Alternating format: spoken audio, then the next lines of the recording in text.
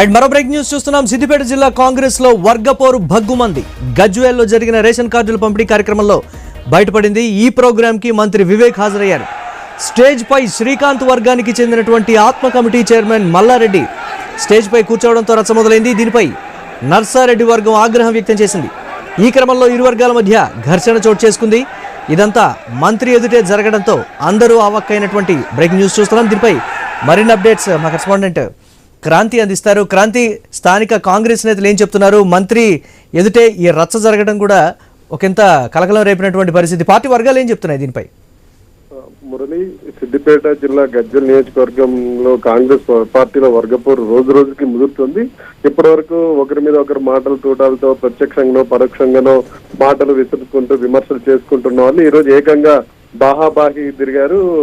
బహిరంగంగా మంత్రి ముందంటేనే ఈ ఘర్షణ జరగడం ఆశ్చర్యంకి గురి చేస్తుంది. సిద్దిపేట జిల్లాలోని గజ్వేల్ పట్టణంలో నూతన రేషన్ కార్డు పంపిణీ కార్యక్రమంలో ఈ రోజు ఉమ్మడి మెదక్ జిల్లా ఇన్ఛార్జ్ మంత్రి వివేక్ వెంకటస్వామి పాల్గొన్నారు. ఆ కార్యక్రమంలో భాగంగా బండారు శ్రీకాంతరావు వర్గంలో ఉన్న వ్యక్తి గజ్వేల్ ఆత్మ కమిటీ చైర్మన్ గా ఉన్నారు. గజ్వేల్ ఆత్మ కమిటీ చైర్మన్ ఉన్న వ్యక్తిని స్టేజ్ పై కూర్చోబెట్టడంతో దీంతో గజ్వేల్ మాజీ ఎమ్మెల్యే కాంగ్రెస్ పార్టీ జిల్లా అధ్యక్షుడు నర్సారెడ్డి వర్గం ఆందోళన దిగారు. దీంతో రెండు వర్గాల మధ్యన ఘర్షణ వాతావరణం వెళ్తుంది.